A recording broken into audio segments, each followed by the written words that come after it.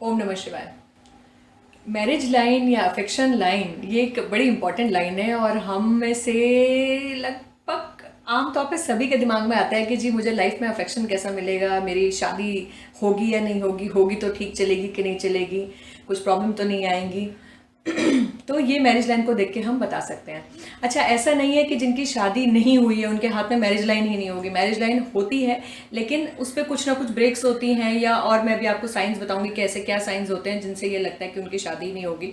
और कभी कभी क्या होता है कि लाइन बहुत ही बारीक होती है। बारीक लाइन का मतलब कि वो इंसान शादी की एक जो शादी के रिलेशनशिप में तो चला गया लेकिन खुश नहीं है, बस वो ये है ना कि ज़बरदस्ती शादी करनी थी तो कर ली है, but he is not happy with that relationship. तो आइए आज देखते हैं कि मैरिज लाइन में ब्रेक आएगी कि नहीं आएगी और कैसी चलेगी हमारी शादी वाली ज़िंदगी, शादी का लड्डू खाना है या नहीं खाना है, तो वो देखते हैं और उसी पे बात करते हैं आज बात करते हैं मैरिज लाइन पर, जिसको हम अटैचमेंट लाइन या अफेक्शन लाइन भी कहते हैं। मैरिज लाइन होती किस जगह पर है? देखिए, ये हमारी लाइफ लाइन, ये हमारी माइंड लाइन और ये हमारी हार्ट लाइन। अब लिटिल फिंगर और हार्ट लाइन के बिल्कुल बीचों बीच इस जगह पर आपकी मैरिज लाइन होती है। अब मैरिज लाइन जो है ये किसी किसी हाथ में 2-3 भी होती हैं। अब इसका मतलब ये नहीं है कि 2-3 शादियां होंगी, क्योंकि मैंने जैसे पहले बताया कि मैरिज लाइन अफेक्शन को भी बताती है। देखिए, इस तरीके से अगर और भी लाइनें दिख रही हैं, ये अफेक्शंस हो सकते हैं।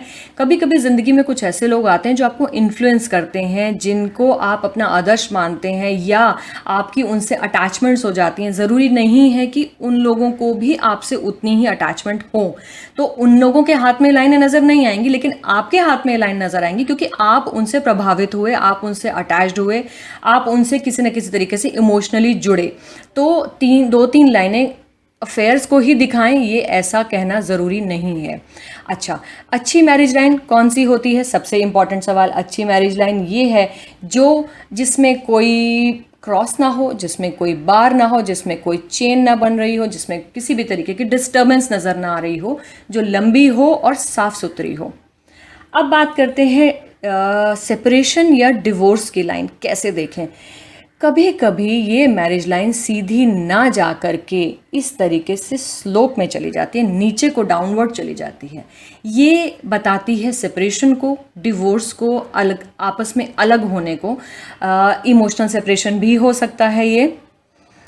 लेकिन ये लाइन अगर यूं नीचे चली गई, देखिए ये थी हमारी हार्ट लाइन, अगर इसको काट के नीचे चली गई तो ये स्पाउस की डेथ को बताती है।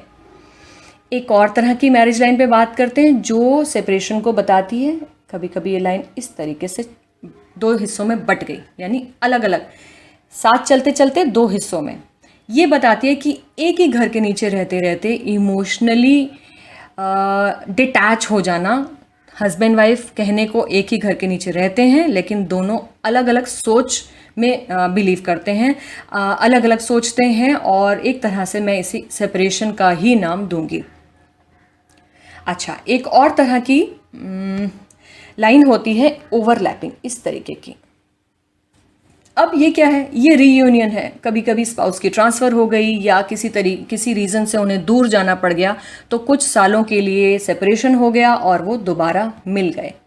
अच्छा, अब कभी कभी शादी के बाद बहुत ज़्यादा इंसान को राइज मिलता है, यानी बहुत पैसा आ जाता है या और किसी तरीके से पावर आ जाती है, तो ये देखिए, अगर ये लाइन ऊपर को चली गई तो ऐसा इंसान शादी के बाद राइज करेगा, किसी भी तरीके से उन्हें ज़िंदगी में अच्छा मिलेगा आफ्टर मैरिज।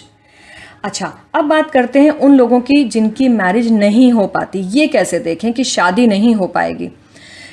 मैरिज लाइन के अंदर अगर इस तरीके की लाइन के अंदर यूं क्रॉस आ गया या इस तरीके के कट्स आ गए, यानी मैरिज होते होते रुक जाएगी। देखिए, मैरिज लाइन के अंदर कट्स आना या क्रॉस आना का मतलब है कि शादी होते होते गड़बड़ आ जाना, किसी भी तरीके की गड़बड़ आ गई और शादी नहीं होगी। कभी कभी ये लाइन ना बहुत बारीक होती है। देखिए, मैं थोड़ा छोटे वाला फ़ॉन्ट यूज़ करती हूँ ताकि आपको समझ आ जाए।